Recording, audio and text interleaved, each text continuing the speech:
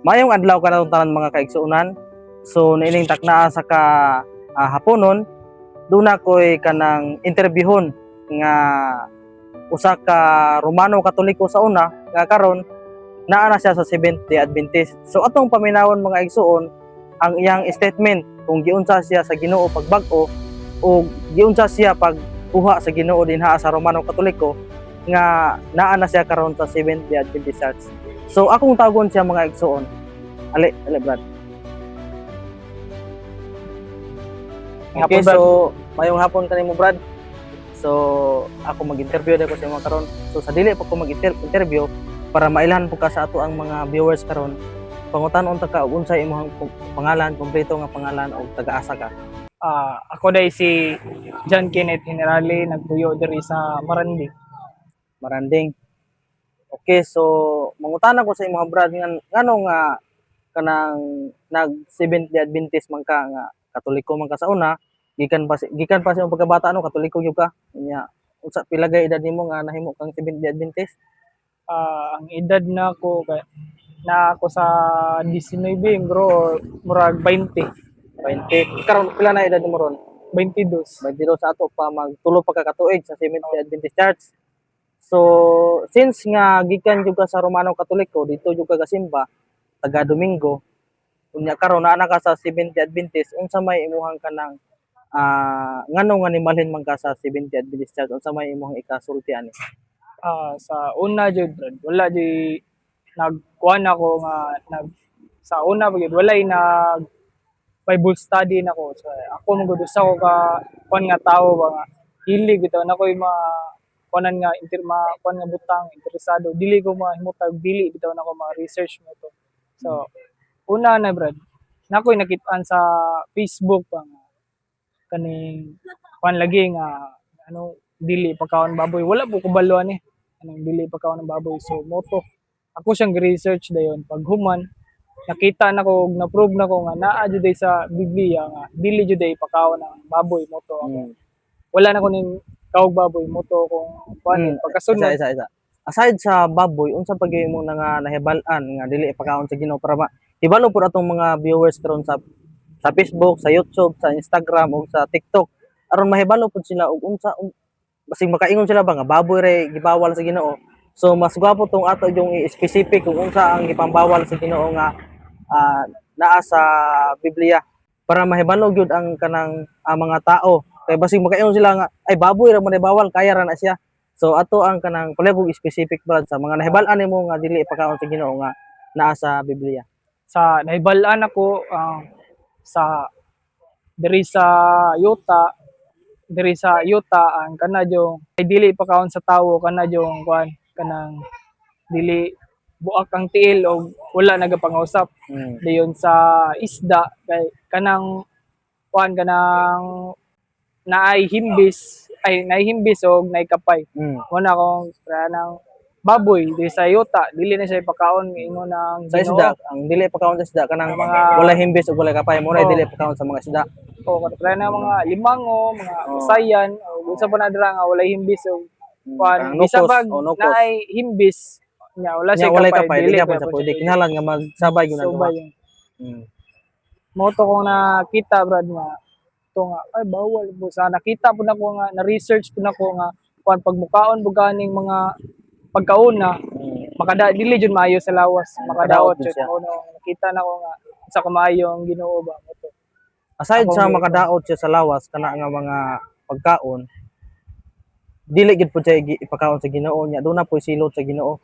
Ato man mabasa sa Isaiah 66:15 hangtod sa 18 nga sunugon sa Ginoo ang mga tawo nga nagkakaon ana niya ng karning baboy. Pero pareha ako kay usab ko ka convert.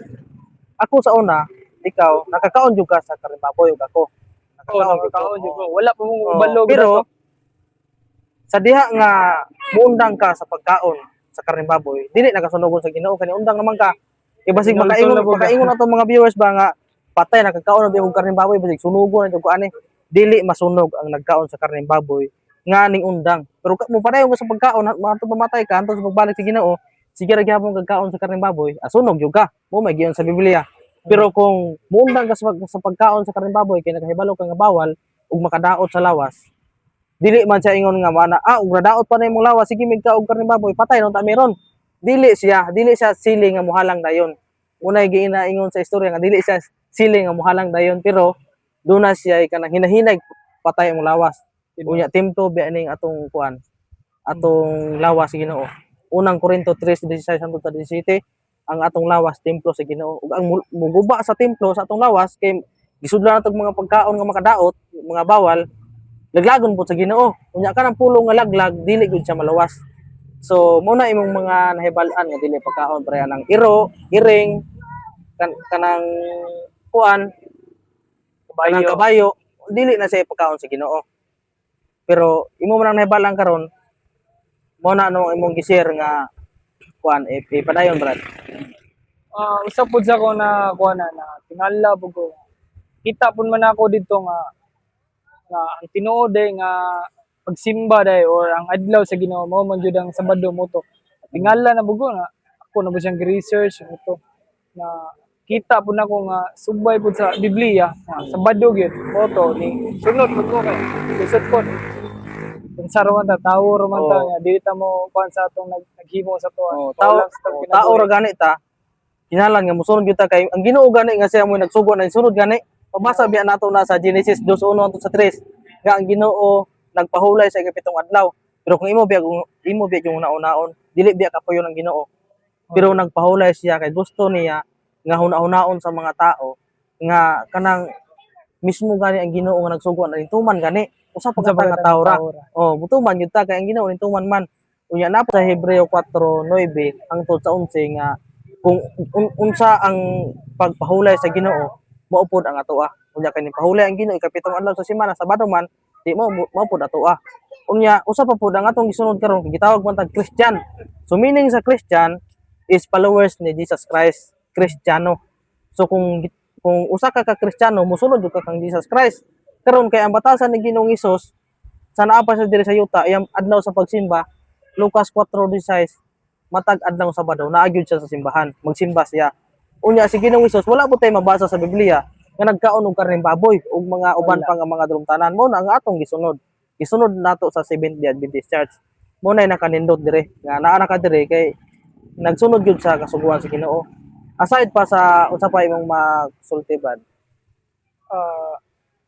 Sa ako sa pag kuan ako nga usa ko ka sa pagbali pag kuan ako diri sa simba sa Seventh-day Adventist nakita po nako nga bisag ang mga tao wala pa mo nag-ila nya kuan gyud ba sila ba mga mabebihon ba nya pura bitog suod jud kay mo sa sauna ra bisag karon pagud mo nagkita murag unsa na mo murag layo na kay mo murag naagian ba kay ngana mo kasuod mo to nakigadi-abi mamat sa mga kaigsuonan mo po na ako na sa pud sa naganahan ako diri nga ako mahimo makita jud nimo nga nagkahiusa jud ang mga katawhan. Muna na kaninot sa Seventh-day Adventist Church kay kanang friendly kaayo ang mga kaigsuonan. Pareha ako man gyud na siya na experience kay ako gikan mo ko sa Manila. Nya ning bisita ko karon na ako diri sa Riverside Seventh-day Adventist Church. So ako gyud nakita ang kamaayo sa mga kaigsuonan diri. Welcome gyud ko ninyo. Welcoming kayo mo nya kanang murag dugay na kita nakita ba pero karon pa ko kanay diri. Tinuod jud kay na imong experience kay ako po nang na experience. So sa sunod nako nga kanang pangutana sa kanang sa wala pa ka kanang pabautismo gi-Bible studyhan ba ka sa mga liman o ikaw ray ning adto sa simbahan nga giingnan yung pastor nga pastor magpabautismo nako kay nasabtan nako ang Sabado nga sugo day Sabado day gisugo sa Ginoo sa adlaw sa pagsimba ug kana sa mga ginadili nga pagkaon.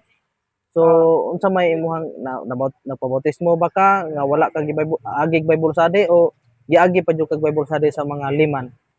Una sa kuan no sa atong sugod atong na tingala ko na bawal ay mga bawal na pagkaon.